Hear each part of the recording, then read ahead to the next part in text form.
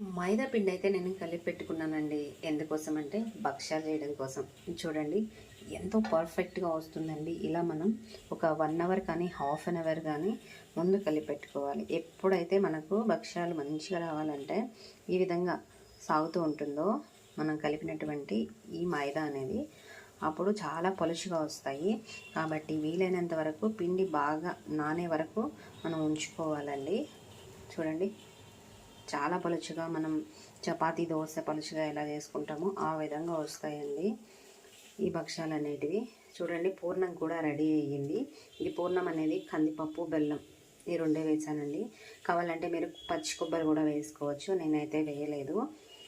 శనగపప్పు వాడుకుంటారు చాలామంది. శనగపప్పు వేయడం వల్ల చాలామందికి స్టమక్ ఇష్యూస్ వస్తూ ఉంటాయి, కడుపు ఉబ్బరంగా ఉంటుంది, గ్యాస్ ఫామ్ అవుతూ ఉంటుంది కదా, అందుకోసమే కందిపప్పు అయితే వేసాను. చిన్నపిల్లలు తినడానికి కూడా ఈజీగా ఉంటుందని. ఓకే అండి, ఇంకా మీకు ఏదైనా డౌట్ ఉంటే అడగచ్చు. Thank you.